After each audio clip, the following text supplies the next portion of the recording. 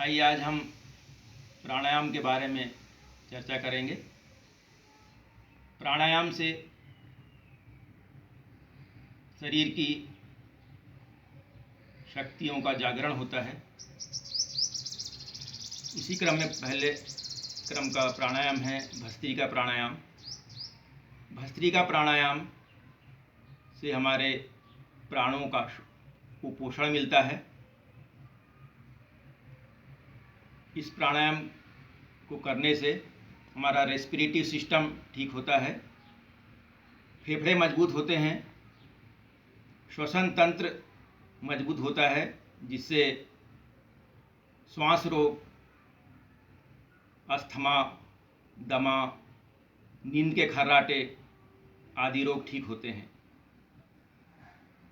हमारे फेफड़ों की संरचना मधुमक्खी के छत्ते की तरह होती है, जिसमें करोड़ों छिद्र होते हैं। जब हम भस्त्रिका प्राणायाम से लंबी गहरी सांस अंदर लेते हैं तो अधिक से अधिक छिद्र फूलते हैं, खुलते हैं और वे सक्रिय होते हैं। इन्हीं छिद्रों से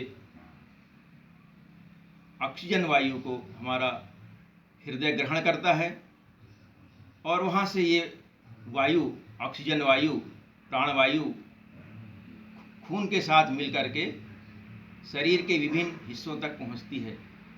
ये वायु खून को शरीर के एक एक सेल तक पहुँचाने में मदद करती है, जिससे हमारे शरीर के एक एक सेल सक्रिय हो जाते हैं और खून का संचार नियंत्रित रहता है।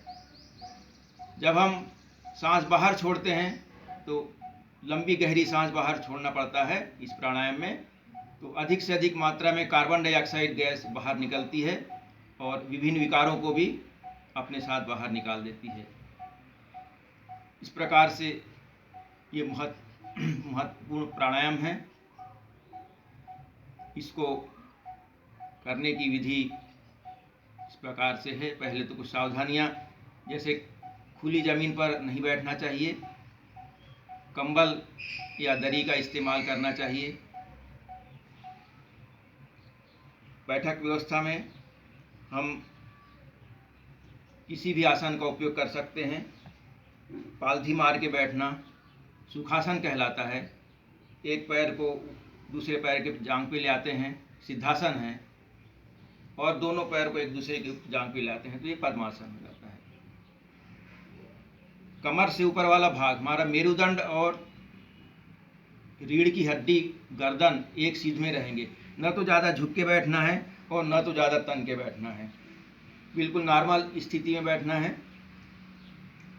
मुद्रा, किसी भी मुद्रा का उपयोग कर सकते हैं। पहली उंगली और अंगूठे को मिलाते हुए रखते हैं तो ध्यान मुद्रा। उंगली की छोर को अंगूठे के मध्य में ले आते हैं तो ज्ञान मुद्रा, और उंगली के छोर को अंगूठे के जड़ में ले आते हैं तो ये वायु मुद्रा होती है।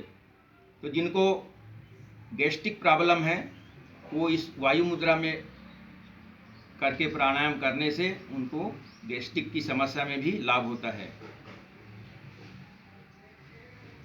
इसमें लंबी गहरी सांस लेते हैं, इस प्रकार से देखेंगे।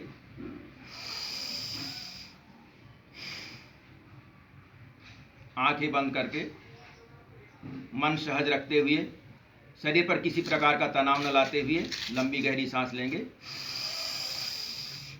और पूरी सांस बाहर छोड़ देंगे।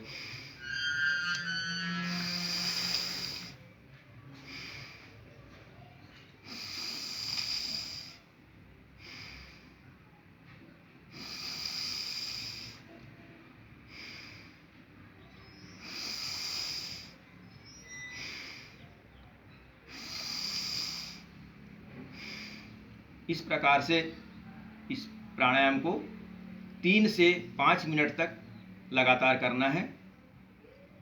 तो जब हम पूरी सांस अंदर भरते हैं, अधिक से अधिक मात्रा में ऑक्सीजन वायु हमारे शरीर में प्रवेश करती है, तो हम अपने शरीर की ऑक्सीजन को बढ़ाते हैं। और इसमें कुछ सावधानियां हैं, जैसे किसी भी ऑपरेशन के 6 महीने बाद कोई भी योग करना चाहिए। और जिनको हृदय रोग है, जिनको ब्लड प्रेशर की समस्या है, उन्हें इसे धीमी गति से करना चाहिए। आज के इस प्राणायाम के बारे में बस इतनी जानकारी। फिर मिलेंगे एक नए जोश और उत्साह के साथ।